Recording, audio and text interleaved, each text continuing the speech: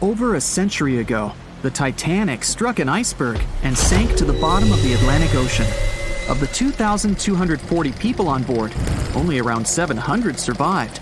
Since then, the tragedy has been the subject of endless movies, documentaries, and books.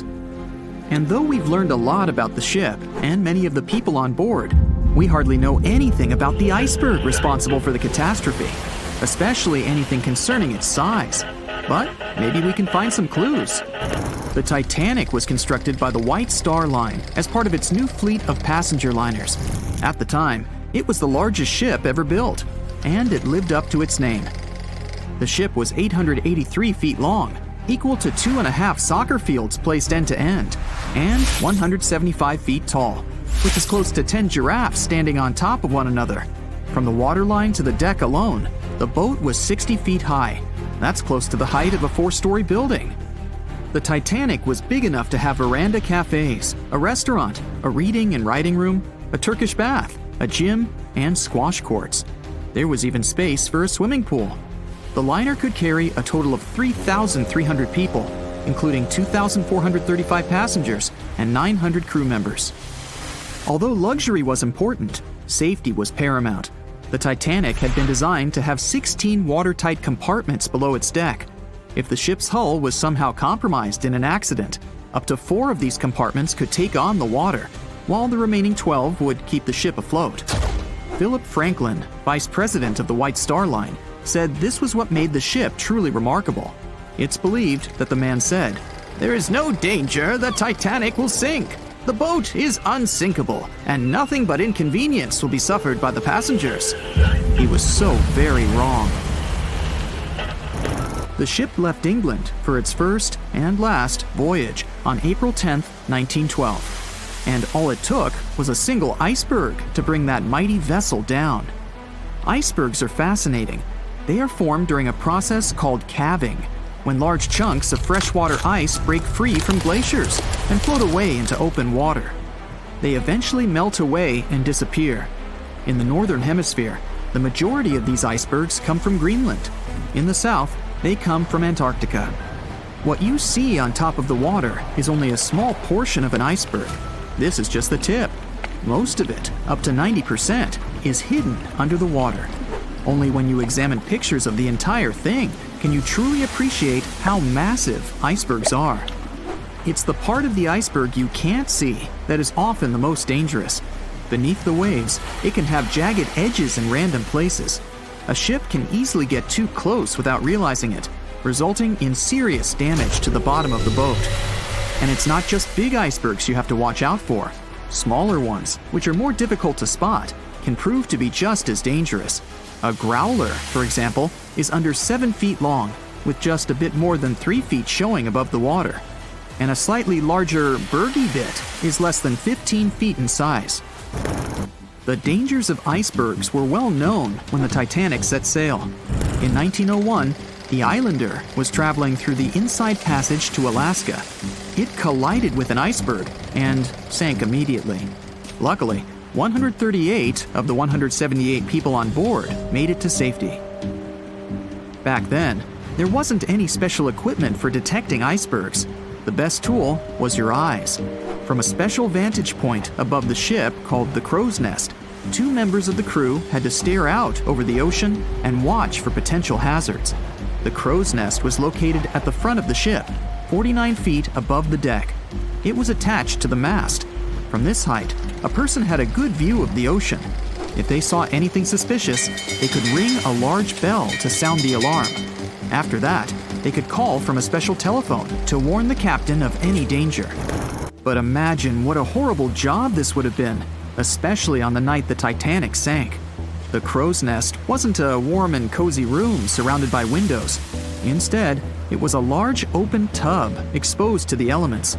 On April 14, 1912, the air temperature was around 39 degrees Fahrenheit, which is close to freezing. With the ship moving at about 23 knots, more than 26 miles per hour, the sailors must have felt that frigid cold air pressing against any exposed skin. The only good thing about the job was that the shift only lasted 2 hours.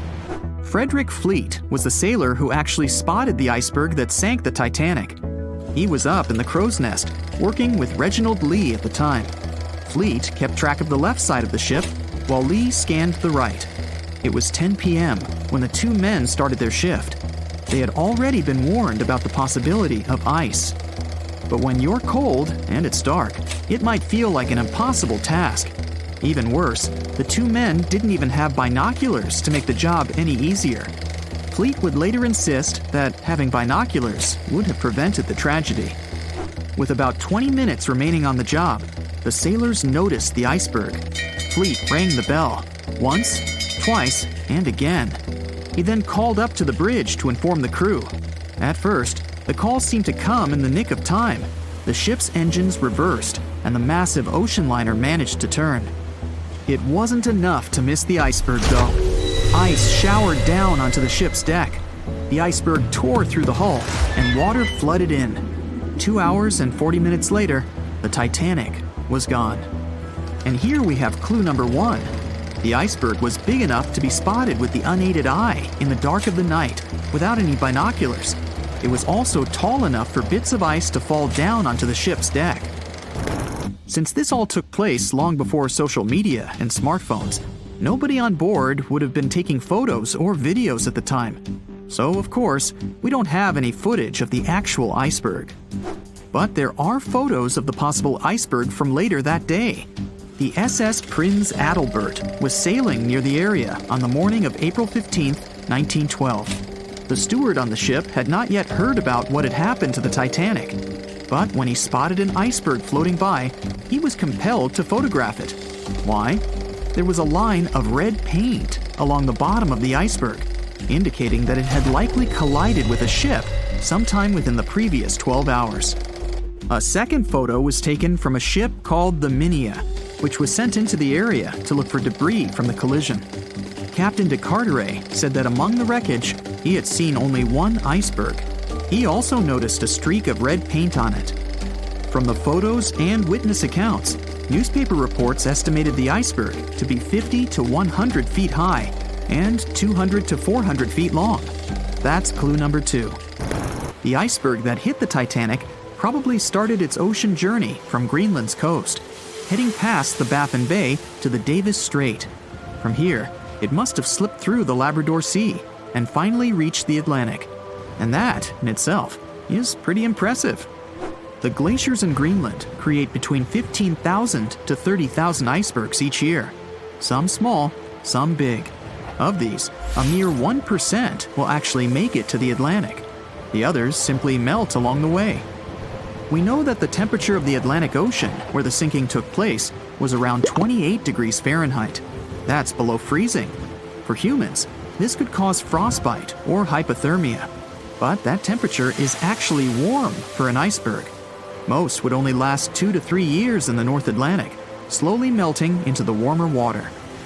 Based on this, it's likely that the Titanic's iceberg left Greenland in 1910 or 1911 and was fully melted by late 1912 or 1913. But since it did make it to the Atlantic and managed to cause significant damage to the ship, we have clue number 3. We will never know for certain the size of the iceberg from that day, but we do know that it definitely wasn't a growler or a bergy bit. Both those types of icebergs are much too small. And if the ice was indeed scattered across the deck during the collision, the iceberg must have been a little taller than 60 feet. The newspaper estimates are probably as close as we're going to get.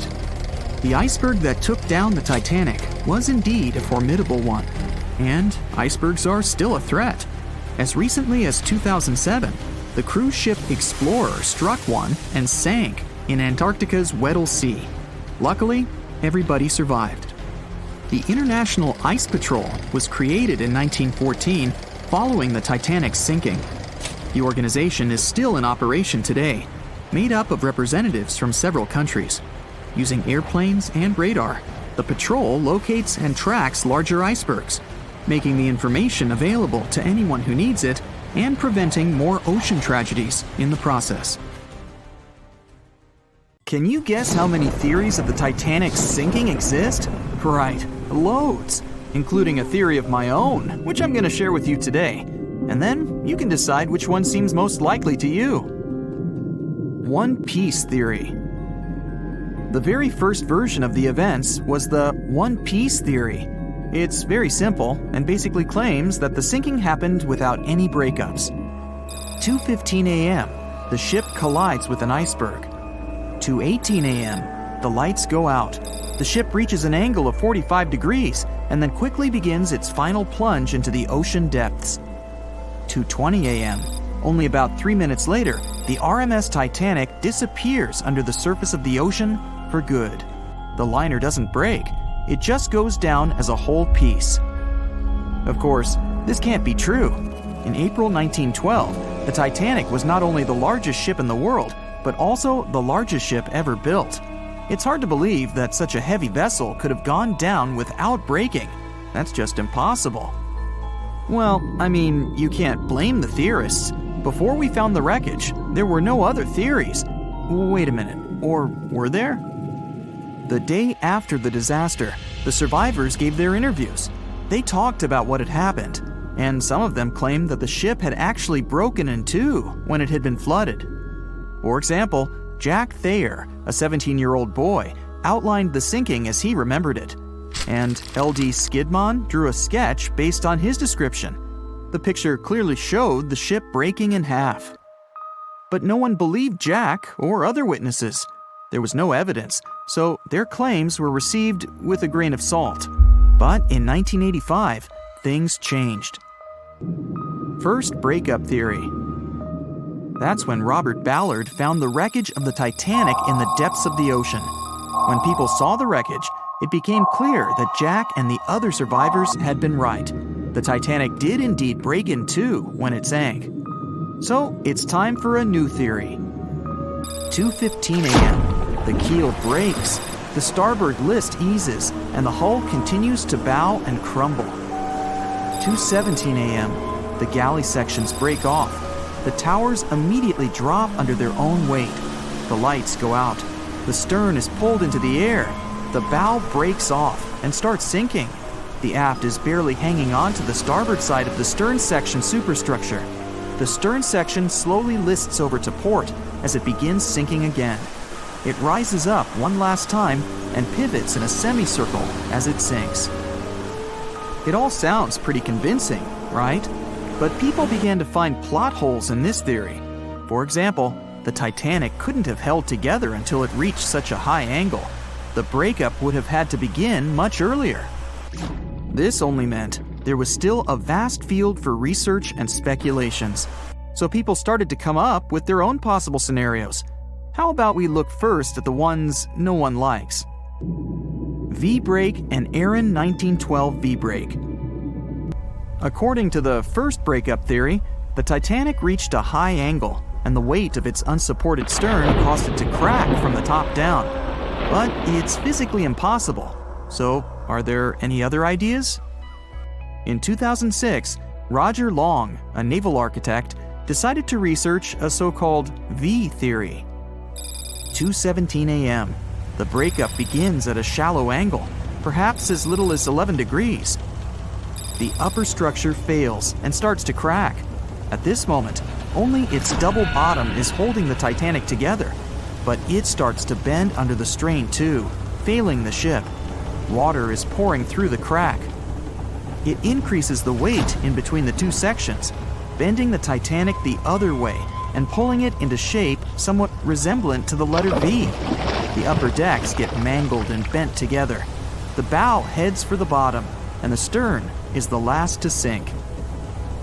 This theory has since been disproven many times, though.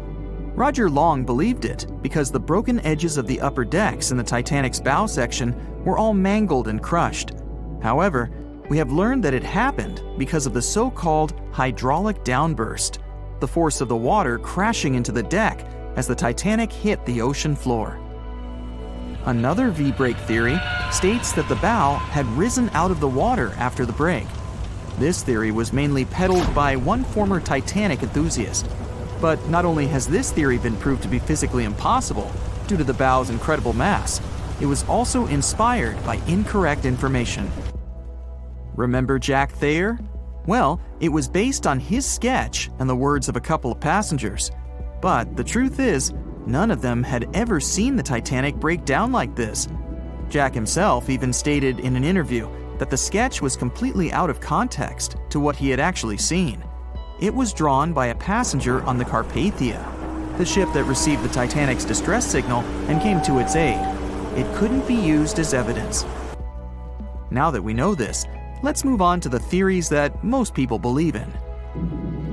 James Cameron's banana peel theory.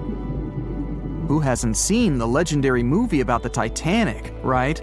It became the leader of the 70th Academy Awards ceremony in the number of nominations and awards, and deservedly so. But did you know that James Cameron had been interested in the Titanic for many years and studied the ship's history? His books and research are very detailed, and he even came up with his own version of the events. It's called the banana split theory, and this is actually what you could see in the movie. Here's how it goes. The Titanic reaches a 23-degree angle and fractures down to the keel. The double bottom acts as a hinge as the stern falls down.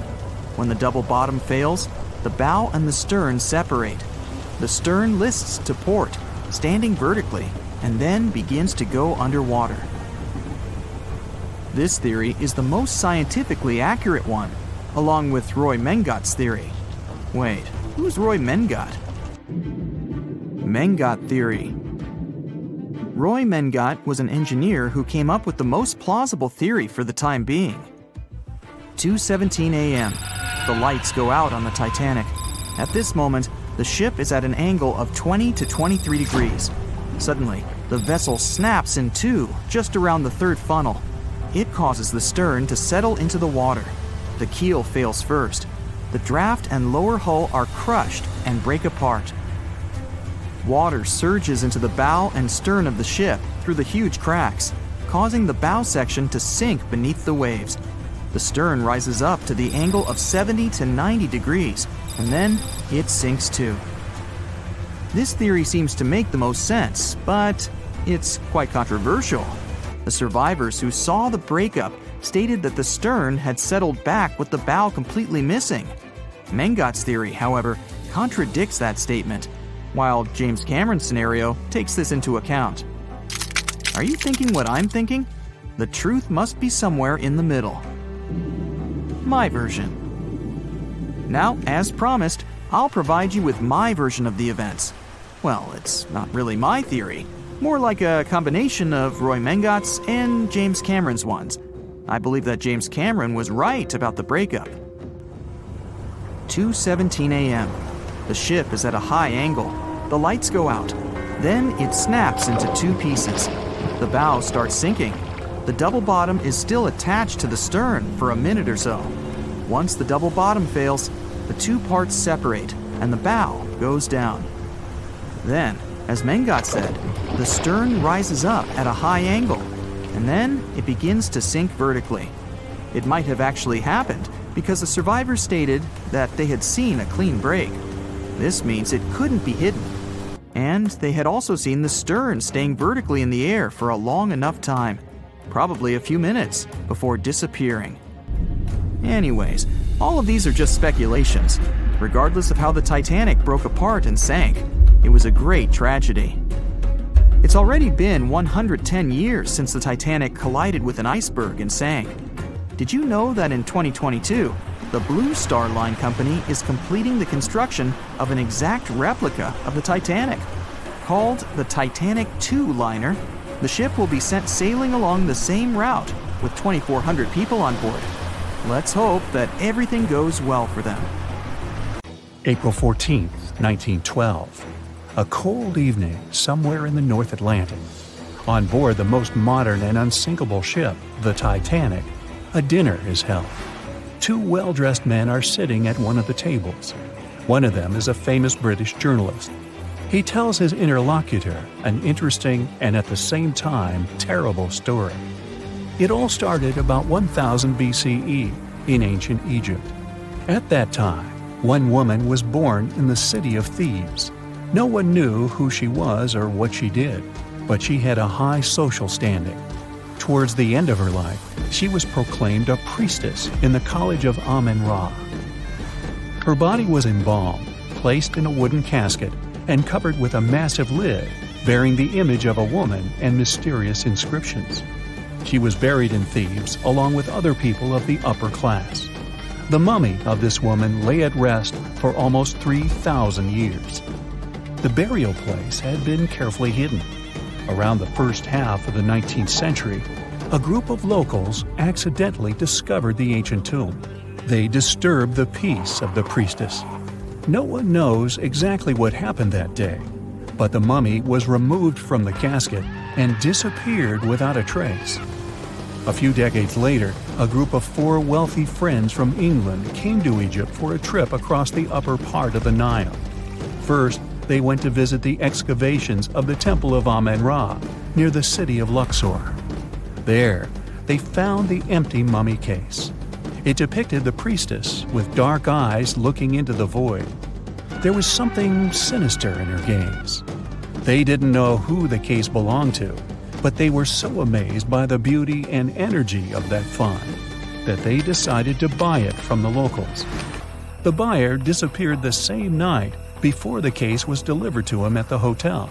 Some said they'd seen the man leave the hotel and go towards the desert. No one knew why he did it. No one else saw him afterwards. Another man from the same group took the casket. During their return home, one of the friends was seriously injured. After arriving in London, the new case owner discovered the bank where all his money was placed had gone bankrupt.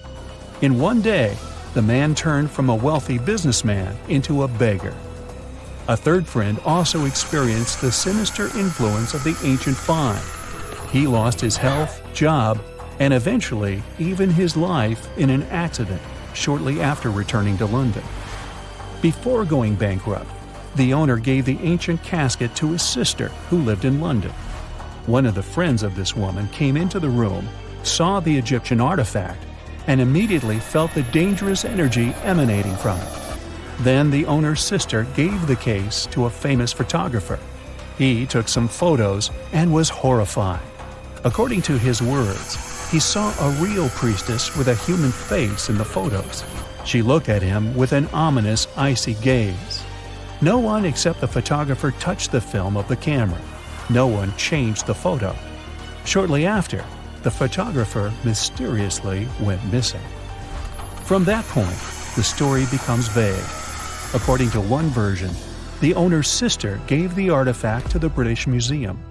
The man who transported the case passed away soon after, and his assistant got into a terrible accident. Another version says that the item from the Egyptian tomb was bought by a rich businessman. After that, 3 members of his family also had an accident, and his house burned down.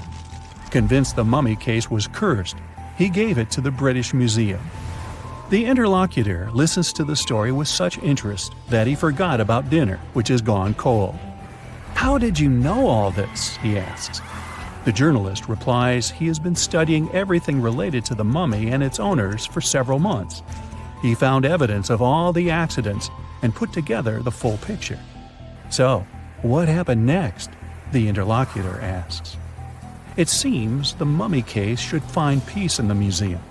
The priestess was surrounded by other kings and queens from different times. However, there was no peace. Scientists and ancient languages experts tried to decipher the symbols on the case. They found out that most of the inscriptions meant curses and misfortunes addressed to those who'd dare to disturb the peace of the priestess. Every night, the guards and museum staff heard the knocking coming from the mummy case. The knocking was accompanied by crying and screaming. Also, someone scattered other exhibits all over the hall every night. Everyone soon came to believe that the priestess's spirit continued to use magic forces. Then, one private collector became interested in the case. He bought it from the museum, not for his collection, but to try to expel the spirit of the mummy from the artifact. It's not known in what ways he tried to do this, but he failed. Then, he managed to sell the mummy case to a rich American archaeologist. That guy decided to move the mummy to New York. And what? What happened next?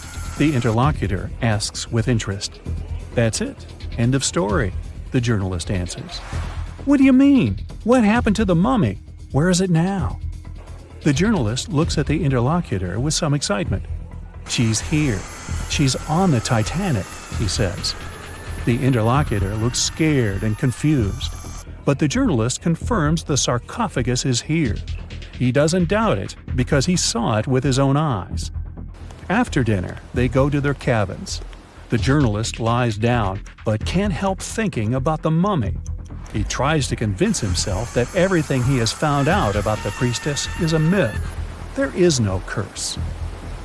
The moment he finally falls asleep, he feels a slight push. A few minutes later, a crew member knocks on his cabin door. He informs that all passengers must go to the upper deck because something has happened to the ship. The journalist goes out into the fresh air and sees a huge crowd of people. There's no panic yet. Someone says that something has happened to the engine. Others say it's just a precaution. The journalist immediately understands everything. The ship is sinking. The priestess did it. In less than an hour, the Titanic completely went underwater. One legend says the priestess influenced the captain of the ship. The crew members didn't dare to put such a valuable cargo in the hold. Therefore, they placed the box with the artifact near the captain's bridge. On that fateful night, the captain decided to look at the casket with his own eyes. After that, his behavior became weird. They said the spirit clouded his mind. When the ship entered the territory filled with icebergs, he refused to slow down, despite the requests of the crew. The sarcophagus may still lie at the bottom of the Atlantic Ocean even now, with the priestess finally having found her peace. Okay, this story is nothing more than a legend. There's no record or evidence that the Titanic was carrying any kind of mummy or sarcophagus. The legend appeared a couple of years after the disaster. At that time, there were many theories about what happened to the Titanic. The ship sank because of secret agencies. ETs attacked the Titanic. The Titanic was sunk specifically to get money for the insurance company. Such crazy theories were very popular among audiences. One of these theories was developed by a well-known newspaper. Journalists published an article about the cursed mummy on board the Titanic. The rest picked up the legend and it became popular. One of the reasons why people believe in such things is hidden in human psychology. Any fake legend tells something secret, things that people don't or shouldn't know about. When a person reads this, they feel special because now they know a terrible secret. This sense of self-importance is the reason for the popularity of conspiracy theories. Well, it is also important to note that all these theories are really interesting. By the way, the mummy from this story actually exists, and it's in the British Museum. More precisely, there's only a wooden lid from the sarcophagus with the image of a woman. It's still unknown who it belonged to. The identity of the last owner is also unknown.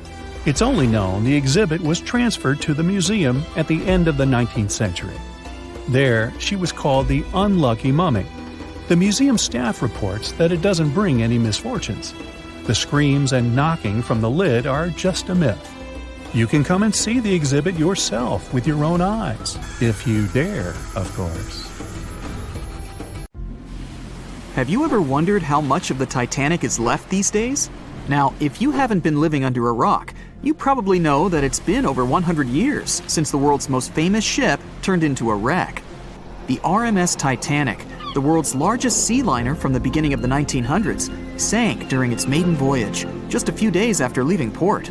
The ship struck an iceberg on April 14, 1912, taking down over 1,500 passengers of more than 2,200 who were on board the liner at that time. As shocking as this may sound, the Titanic took over 3 years to be built and only 3 hours to sink. And if it were today, the ship would have cost over $210 million to be made. It was last seen on the surface of the Atlantic at 2:20 a.m., and for many decades, that was the last time people saw it. It wasn't until 1985 that the whereabouts of the ship were discovered by oceanographer Robert Ballard, and some parts of the Titanic became visible once again.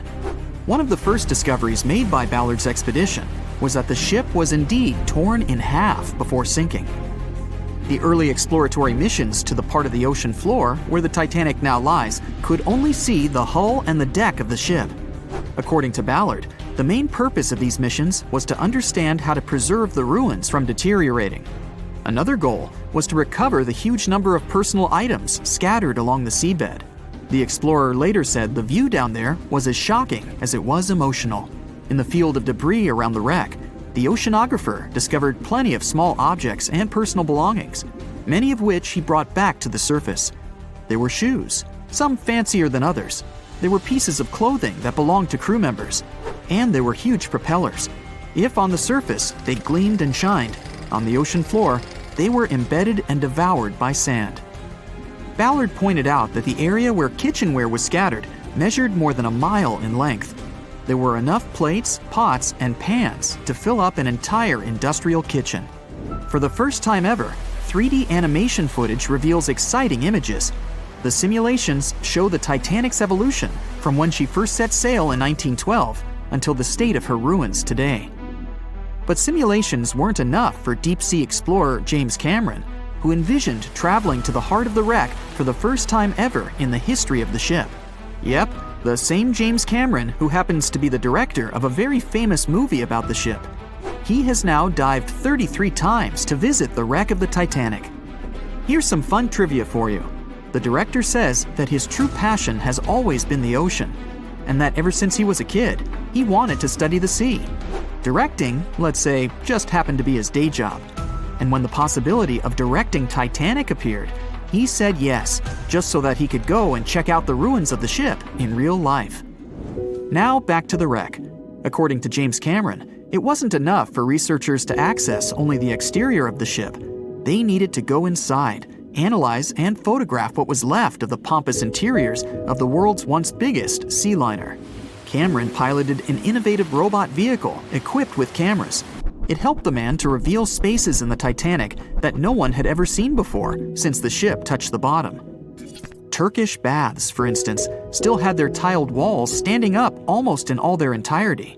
These baths were exclusively for first-class passengers. They were located right next to the swimming bath and the third-class dining room, and were designed in the Moorish style. People resting there could get heating blankets and ask waiters to bring them anything they needed. If the pictures from before the disaster were astonishing, they carry a different kind of wow factor now, when everything you see in them is hidden underneath the surface of the water. Another shocking discovery was the ship's mast. If we look at the Titanic in its pre-sinking glory, the mast calls much of one's attention. Located on the bow of the huge ship, the mast held together the transmission cables for the Marconi system, a system of wireless telegraphy. That's also where the British merchant flag the Titanic flew was located. The mast stood at the height of a bit more than 100 feet and was equipped with a crow's nest. Nowadays, the mast is unrecognizable. Attacked by corrosion, it collapsed. The crow's nest broke apart too. Now we can see why the modern-day Titanic is a real treasure for deep-sea explorers. But as the wreck of the ship lies at an approximate depth of 12,500 feet, sunlight is non-existent there. So, piloted missions depend on high-end technological equipment to survey the area. Why do you think the Titanic went missing from the public eye for over 70 years? Well, because at that time, technology wasn't advanced enough for people to go down there, as well as bring back good footage of the wreck. Filmmakers were the ones who drove this technology to its advance by trying to film underwater. They began by building boxes to put their cameras inside. And now, deep-sea photography is highly advanced and allows us to marvel at the awesomeness of underwater life. Of course, taking pictures under the sea is no easy feat. For one thing, to withstand that crazy underwater pressure, submarines need to be really strong and have thick walls, no thinner than 11 inches. Plus, explorers need to understand how to film and photograph when there's almost no light around. There was another thing that made documenting the Titanic even more difficult. When the wreck of the ship was rediscovered by scientists, it was covered with red-colored rusty bacteria that made it even harder to take good pictures. As it happens, the color red does not reflect well underwater, which is unfortunate for photographers. For this reason, human-operated vehicles that go down to tour the ruins are equipped with powerful lighting devices. When you see some parts of the ship from afar, they look as if reddish-brown wax has been dripping all over the Titanic's ruins. But in reality, these icicle-shaped structures are colonies of microorganisms. When the ship sank, it brought down with it an enormous amount of bacteria that hadn't existed at the bottom of the ocean before. But now, these bacteria, together with the extreme conditions at the bottom of the ocean, have turned into a disastrous combination for the ruins of the ship. These red colonies of microorganisms actually feed off of iron and steel, which is basically all that is left of the Titanic. One kind of those microorganisms are bacteria called Halomonas titanicae. They can eat up to 220 pounds of iron per day. This makes the Titanic a colossal food source for them. There have been lots of speculations regarding the life expectancy of the ship's wreck after researchers discovered this bizarre rust. But according to Cameron and his research team, the Titanic isn't going to disintegrate anytime soon. In one of the latest expeditions down to the wreck, a piloted vehicle was funded to identify specifically one stateroom. It belonged to a very important passenger, Sir Benjamin Guggenheim. Yes, just like the museum. Guggenheim was the son of a mining magnate and a member of the elite group that boarded the transatlantic journey of the Titanic. Born in Philadelphia, Guggenheim was traveling back home to the US. But, as we all know, he never made it to his final destination. For the price that ranged from 400 to 800 pounds back in 1912, the equivalent of 84,000 pounds nowadays, one could book accommodation that was called a stateroom. Staterooms on the Titanic were the most luxurious kind of first-class rooms. They were located on the B or C decks and were decorated in more than 11 different styles, ranging from Jacobean, Georgian, Italian Renaissance, and the list goes on. These rooms were filled with carved paneling and marquetry made from exotic and rare kinds of wood, such as mahogany, oak, and so on. Guggenheim occupied one of these luxurious rooms, and 100 years later, one of his descendants funded an entire mission just to locate the precise stateroom the man stayed in.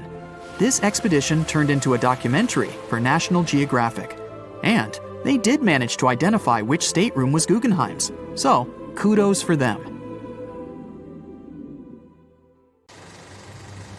It's April 10th, 1912, a sunny spring day. You're one of the first-class passengers aboard the Titanic, just as the ship is about to depart from Southampton. Imagine everyone's excitement, fresh spring air, the sounds of the sea. You're strolling along the highest deck of the Titanic when you notice several lifeboats. As you start counting the boats, you recall the ship's capacity. It's just over 3,000 people. Wait, but are there enough lifeboats for everyone aboard? Let's look into the numbers. The Titanic could carry a needed total of 64 lifeboats, a number which could have easily helped to save all the passengers on board. Chief designer Alexander Carlisle planned to equip the ship with 48 lifeboats, but the Titanic ended up with a mere 20. The fact that this number of lifeboats wasn't enough for all the passengers was not illegal at the time. This was because the number of lifeboats required was calculated based on the tonnage of a ship, not her passenger capacity.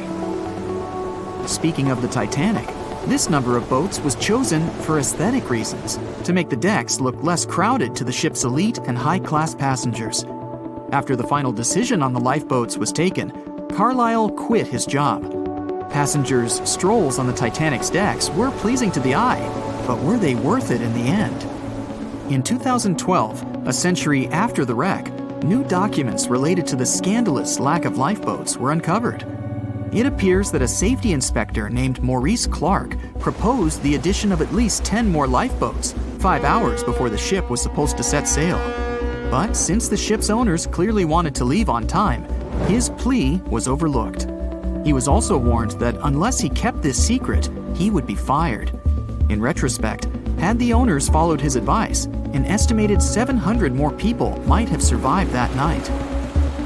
The 20 lifeboats you counted, those that actually made it on board, could have carried only a third of the passengers, even at their full capacity. But tragically, some of them were launched with as few as 12 people when they could have easily saved up to 65 people each. To add to the disaster, the Titanic's crew members were not properly trained on using the lifeboat launching equipment. That's why the boats were launched slowly, improperly, and sometimes without the right supervision. Out of the 20 lifeboats, only 18 were set afloat correctly. Also, passengers were not informed about safety measures. A lifeboat drill should have taken place on the 14th of April, but the captain eventually canceled the event. One of the many myths surrounding the Titanic and its catastrophic ending is also related to the lack of the necessary number of lifeboats. There was no maritime law at the time that said women and children should get into lifeboats first, but it was a universally accepted custom in such types of situations as a shipwreck. Shortly after the Titanic had sunk in the icy Atlantic waters, rumors started to spread. It was said that some desperate men had resorted to dressing up as women in those final moments before midnight on April 14, 1912. They wanted to get a spot on the lifeboats and have a chance to save their lives. At the same time, there's little to no evidence that any of the male passengers of the Titanic had actually done this. In any case, what happened to those 20 lifeboats that were on board the Titanic after the ship hit the iceberg? What we do know is that all these boats were launched between 12:40 a.m. and 2:15 a.m. with a total of 718 people on board. By the time they were rescued by the RMS Carpathia at about 4 a.m. the same day, only 705 people had remained alive. It took the crew of the RMS Carpathia more than 4 hours and 30 minutes to pick up all the passengers and 13 of the lifeboats. This was as many as the rescue ship was allowed to carry. The rest of the now empty lifeboats were left adrift at sea. Those salvaged were later given back to the White Star Line, the British shipping company which operated the Titanic. Strangely, after being returned, they appeared to have vanished from official records. The last image ever taken of the 13 surviving lifeboats was of them getting unloaded in the New York harbor. Sadly and ironically, that's where the Titanic was supposed to be on April 18, 1912. The lifeboats were then rid of their Titanic nameplates or any other markings that could have linked them to the ship. Some sources claim that the boats were eventually destroyed, but was this actually the truth? The fate of one particular lifeboat has been the source of much debate. Collapsible Boat A, the last one to leave the ship, was retrieved by the RMS Oceanic a month after the crash. At that time, it was a shocking 200 miles away from the spot where the Titanic had sunk. Also, in the boat, there was a wedding band engraved with the words "Edward to Gerda," a sad omen to a couple that were lost at sea after managing to escape the sinking Titanic. Later identified as Edward and Gerda Lindell, the couple was traveling from Sweden to the U.S. to relocate. Some accounts claimed that Mr. Lindell did, in fact, make it to Collapsible Boat A, but his wife wasn't as lucky. Neither were ever seen again, and the wedding band was eventually sent to Gerda's father. The recovery of Collapsible Boat A was recorded in both photographs taken by the crew on board the RMS Oceanic and by a detailed handwritten account of a fellow passenger. They claimed that the lifeboat had looked more like a piece of wood carried by the waves than an actual boat. The first lifeboat to depart from the Titanic was Lifeboat Number 7. It was dubbed the Millionaire Lifeboat. It's rumored that the 12 passengers on board might have bribed the crew to row away to safety instead of allowing others to jump in. In 2015, some of the items recovered from this lifeboat, including a lunch menu, a ticket, and a letter from one of the passengers, were auctioned for up to $70,000 by a New York auctioneer. Soon after the Titanic catastrophe, it became mandatory for all ships to be equipped with enough lifeboats to carry all the passengers and crew. It's more likely that the Titanic lifeboats, being relatively new equipment at the time, were refitted to be used on other ships, such as the RMS Olympic, which was the Titanic's older sister. Some of them may have been sold off to private collections, or even left to rot. After all, they were seen as a source of bad luck, and most people were unwilling to use them again on other ships. Unfortunately, all the information about their whereabouts is hard to confirm now. No official statement from the owners of the lifeboats was ever given after their rescue, but although nothing appears to have remained of the original lifeboats, some full-sized replicas exist on display in museums in Falmouth, England, and Belfast, Northern Ireland. One of the few surviving White Star Line lifeboats did not, in fact, belong to the Titanic. but it did have a striking connection to the cursed ship. This boat is the restored Lifeboat 6 from the RMS Oceanic, which helped to recover Titanic's collapsible Lifeboat C. It was said to be owned by a private collector, but similar to the Titanic's lifeboats, we don't know anything about its location today. As for the nameplates and other identification marks of the lifeboats, the White Star Line seems to have kept them. Because some of these items were later auctioned and sold to interested collectors, even Rick Springfield supposedly got hold of one of the nameplates. One particular nameplate was already missing by the time the White Star Line employees had reached the lifeboats. It was the nameplate of Lifeboat Number 8, which had been taken by a sailor named Thomas Jones. He later gifted it to another Titanic survivor, the Countess of Rothes, along with a letter acknowledging the bond they formed on the night of the shipwreck. You can find other similar items on display in different museums, such as Larne Museum and Arts Centre in Northern Ireland, or Worcester City Art Gallery and Museum. To be fair, some experts claim that even if there had been more lifeboats on board the Titanic, there simply might not have been enough time to launch them all. That's how severe the impact was. Many researchers say that everything was happening so rapidly after the ship had hit the iceberg that it's astonishing that so many passengers managed to survive.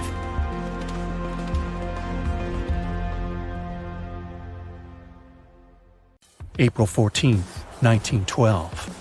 The dark night was filled with horrible sounds of a giant metal vessel breaking into two. The largest ship of that time collided with an iceberg that was on its way. The Titanic, one of the biggest stories of the 20th century that people still talk about. The starboard side of the giant vessel brushed up against the iceberg. It was 11:40 p.m. when things started going wrong. This iceberg caused enough damage for at least 5 watertight compartments in the hull to start filling with water. The crew immediately began a brief investigation to see if they could do anything and fix things. They had no one to rely on, all alone in the darkness of the cold night, far away from the land. The North Atlantic Ocean, around 400 miles south of Newfoundland, Canada. They needed time to figure out how to bring people to safety. They had some time, true, but not enough. If you watched the movie, you know the ship didn't plunge immediately after the icy doom had happened. The whole process lasted a good 2 hours and 40 minutes. But the situation was hard. There were 2,200 people to take care of, including crew and passengers, and things happening on the ship were chaotic. The chief designer, Thomas Andrews, soon realized they wouldn't be able to stay afloat. By midnight, the entire crew had begun preparing the lifeboats for launch. They had 20 boats with space for only 1,178 people, which was just a bit more than 50% of the people on board. The order was to get women and children to safety first. Crewmen were there to row and guide the boats. The scene over the next 2 hours gradually started escalating. The crew members had a task to wake up passengers and warn them something bad was happening. They wanted to place them into a fleet of lifeboats as soon as possible. At 12:15 a.m., some crew members sent out a distress signal. A steamship called Frankfurt was among the first ones that received the message and responded, but they were about 170 nautical miles away. Some other ships also got the message and offered their assistance, but sadly, they were too far away as well. At 12:20 a.m., the Cunard liner Carpathia got a distress signal from the Titanic and changed its course right away. They were 58 miles away at the time, and it would take them more than 3 hours to get there.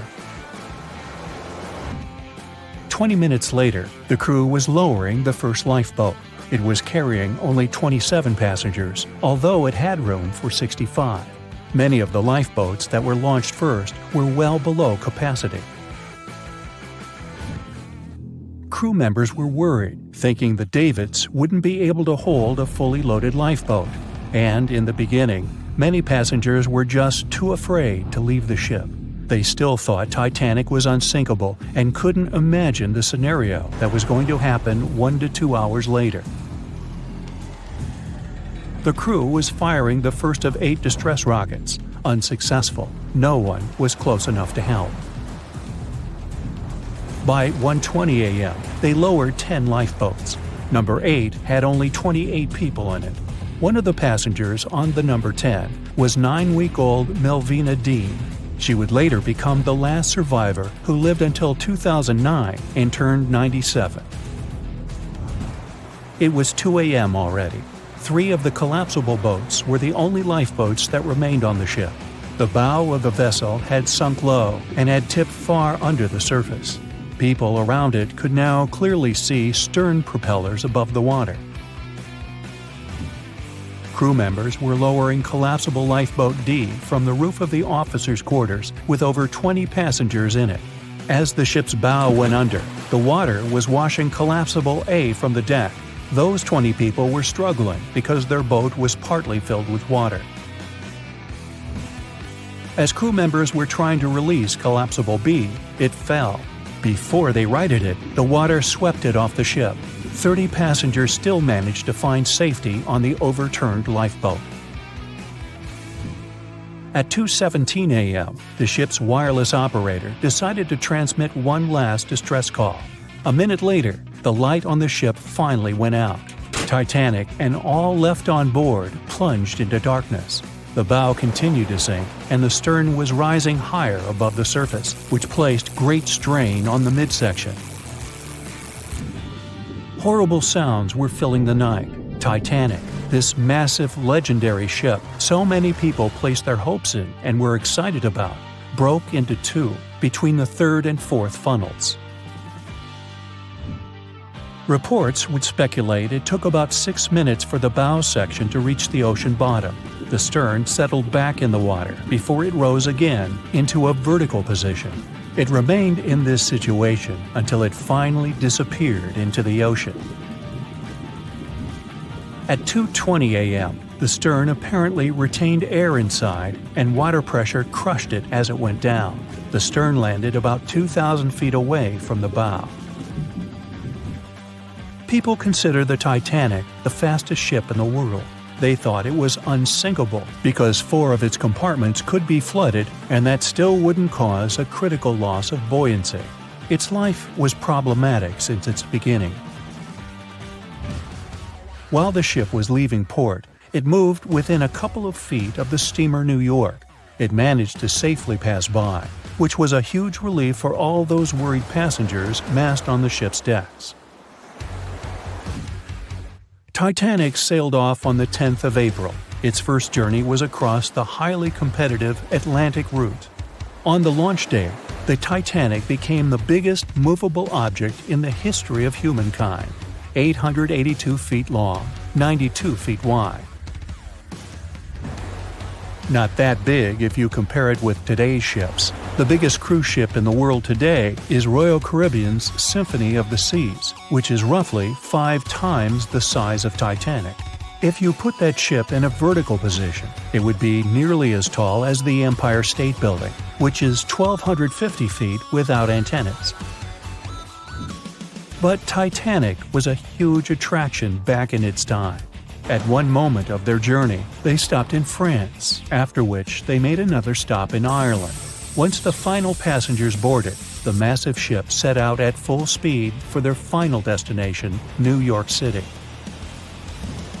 4 days after the beginning of its journey, Titanic failed to divert its course from a huge iceberg, the story we all know about. Only 700 people survived, and most of them were women and children. The night was extremely cold. 1 hour and 20 minutes after Titanic had gone down to the bottom of the ocean. Survivors weren't even sure someone was coming to save them. Finally, they saw the light. It was Carpathia coming towards them. They came for the people in the lifeboats. The crew brought them aboard and pulled a handful of other passengers out of the water. Many ships tried to contact Titanic a few hours after it sank. Their messages were never returned. Later, when there was an investigation of what really happened, they discovered the Leyland liner California had been less than 20 miles away when Titanic was sinking. but the crew didn't hear the distress signals coming from Titanic because their radio operator was off duty. Countries from both sides of the Atlantic were shocked and horrified when they heard details of what happened to Titanic. They decided to make changes to ship operations, rules that would help avoid such events in the future. They held the first International Convention for Safety of Life at Sea, where they adopted rules for every ship to have lifeboat space for each passenger on board. Also, lifeboat drills became mandatory. They also decided to establish an international ice patrol. Its main role was to monitor icebergs in the North Atlantic shipping lanes. Ships also needed to maintain a 24-hour radio watch. Titanic wasn't built alone. Because of the size of this magnificent ship and all the new equipment it required, it would have been too expensive as a one-off. So the team built the Titanic alongside two sister ships, and both of them had eventful lifetimes. RMS Olympic came first. It was launched in 1910, and for a whole year was the biggest liner in the world. The Britannic was another sister ship that sailed for a while before it too ended down on the ocean bottom. But only Titanic became a legend and one of the most fascinating stories of modern history. Over a century ago, the Titanic struck an iceberg and sank to the bottom of the Atlantic Ocean. Of the 2,240 people on board, only around 700 survived. Since then, the tragedy has been the subject of endless movies, documentaries, and books. And though we've learned a lot about the ship and many of the people on board, we hardly know anything about the iceberg responsible for the catastrophe, especially anything concerning its size. But maybe we can find some clues. The Titanic was constructed by the White Star Line as part of its new fleet of passenger liners. At the time, it was the largest ship ever built, and it lived up to its name. The ship was 883 feet long, equal to 2.5 soccer fields placed end to end, and 175 feet tall, which is close to 10 giraffes standing on top of one another. From the waterline to the deck alone, the boat was 60 feet high. That's close to the height of a 4-story building.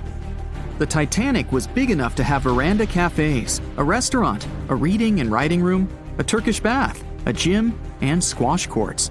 There was even space for a swimming pool. The liner could carry a total of 3,300 people, including 2,435 passengers and 900 crew members. Although luxury was important, safety was paramount. The Titanic had been designed to have 16 watertight compartments below its deck. If the ship's hull was somehow compromised in an accident, up to 4 of these compartments could take on the water, while the remaining 12 would keep the ship afloat. Philip Franklin, vice president of the White Star Line, said this was what made the ship truly remarkable. It's believed that the man said, "There is no danger the Titanic will sink. The boat is unsinkable, and nothing but inconvenience will be suffered by the passengers." He was so very wrong. The ship left England for its first and last voyage on April 10, 1912. And all it took was a single iceberg to bring that mighty vessel down. Icebergs are fascinating. They are formed during a process called calving, when large chunks of freshwater ice break free from glaciers and float away into open water. They eventually melt away and disappear. In the northern hemisphere, the majority of these icebergs come from Greenland. In the south, they come from Antarctica. What you see on top of the water is only a small portion of an iceberg. This is just the tip. Most of it, up to 90%, is hidden under the water. Only when you examine pictures of the entire thing can you truly appreciate how massive icebergs are. It's the part of the iceberg you can't see that is often the most dangerous. Beneath the waves, it can have jagged edges in random places. A ship can easily get too close without realizing it, resulting in serious damage to the bottom of the boat. And it's not just big icebergs you have to watch out for. Smaller ones, which are more difficult to spot, can prove to be just as dangerous. A growler, for example, is under 7 feet long, with just a bit more than 3 feet showing above the water. and a slightly larger bergy bit is less than 15 feet in size. The dangers of icebergs were well known when the Titanic set sail. In 1901, the Islander was traveling through the Inside Passage to Alaska. It collided with an iceberg and sank immediately. Luckily, 138 of the 178 people on board made it to safety. Back then, there wasn't any special equipment for detecting icebergs. The best tool was your eyes. From a special vantage point above the ship called the crow's nest, 2 members of the crew had to stare out over the ocean and watch for potential hazards. The crow's nest was located at the front of the ship, 49 feet above the deck. It was attached to the mast. From this height, a person had a good view of the ocean. If they saw anything suspicious, they could ring a large bell to sound the alarm. After that, they could call from a special telephone to warn the captain of any danger. But imagine what a horrible job this would have been, especially on the night the Titanic sank. The crow's nest wasn't a warm and cozy room surrounded by windows. Instead, it was a large open tub exposed to the elements. On April 14, 1912, the air temperature was around 39 degrees Fahrenheit, which is close to freezing. With the ship moving at about 23 knots, more than 26 miles per hour, the sailors must have felt that frigid cold air pressing against any exposed skin. The only good thing about the job was that the shift only lasted 2 hours. Frederick Fleet was the sailor who actually spotted the iceberg that sank the Titanic. He was up in the crow's nest, working with Reginald Lee at the time. Fleet kept track of the left side of the ship, while Lee scanned the right. It was 10 p.m. when the 2 men started their shift. They had already been warned about the possibility of ice. But when you're cold and it's dark, it might feel like an impossible task. Even worse, the 2 men didn't even have binoculars to make the job any easier. Fleet would later insist that having binoculars would have prevented the tragedy. With about 20 minutes remaining on the job, the sailors noticed the iceberg. Fleet rang the bell, once, twice, and again. He then called up to the bridge to inform the crew. At first, the call seemed to come in the nick of time. The ship's engines reversed, and the massive ocean liner managed to turn. It wasn't enough to miss the iceberg, though. Ice showered down onto the ship's deck. The iceberg tore through the hull, and water flooded in. 2 hours and 40 minutes later, the Titanic was gone. And here we have clue number 1. The iceberg was big enough to be spotted with the unaided eye in the dark of the night without any binoculars. It was also tall enough for bits of ice to fall down onto the ship's deck. Since this all took place long before social media and smartphones, nobody on board would have been taking photos or videos at the time. So, of course, we don't have any footage of the actual iceberg. But there are photos of the possible iceberg from later that day. The SS Prinz Adalbert was sailing near the area on the morning of April 15, 1912. The steward on the ship had not yet heard about what had happened to the Titanic. But when he spotted an iceberg floating by, he was compelled to photograph it. Why? There was a line of red paint along the bottom of the iceberg, indicating that it had likely collided with a ship sometime within the previous 12 hours. A second photo was taken from a ship called the Minia, which was sent into the area to look for debris from the collision. Captain de Carteret said that among the wreckage, he had seen only one iceberg. He also noticed a streak of red paint on it. From the photos and witness accounts, newspaper reports estimated the iceberg to be 50 to 100 feet high and 200 to 400 feet long. That's clue number 2. The iceberg that hit the Titanic probably started its ocean journey from Greenland's coast, heading past the Baffin Bay to the Davis Strait. From here, it must have slipped through the Labrador Sea and finally reached the Atlantic. And that, in itself, is pretty impressive. The glaciers in Greenland create between 15,000 to 30,000 icebergs each year. Some small, some big. Of these, a mere 1% will actually make it to the Atlantic. The others simply melt along the way. We know that the temperature of the Atlantic Ocean, where the sinking took place, was around 28 degrees Fahrenheit. That's below freezing. For humans, this could cause frostbite or hypothermia. But that temperature is actually warm for an iceberg. Most would only last 2 to 3 years in the North Atlantic, slowly melting into the warmer water. Based on this, it's likely that the Titanic's iceberg left Greenland in 1910 or 1911 and was fully melted by late 1912 or 1913. But since it did make it to the Atlantic and managed to cause significant damage to the ship, we have clue number 3. We will never know for certain the size of the iceberg from that day, but we do know that it definitely wasn't a growler or a bergy bit. Both those types of icebergs are much too small, and if the ice was indeed scattered across the deck during the collision, the iceberg must have been a little taller than 60 feet. The newspaper estimates are probably as close as we're going to get. The iceberg that took down the Titanic was indeed a formidable one, and icebergs are still a threat. As recently as 2007, the cruise ship Explorer struck one and sank in Antarctica's Weddell Sea. Luckily, everybody survived. The International Ice Patrol was created in 1914 following the Titanic's sinking. The organization is still in operation today, made up of representatives from several countries. Using airplanes and radar, the patrol locates and tracks larger icebergs, making the information available to anyone who needs it and preventing more ocean tragedies in the process.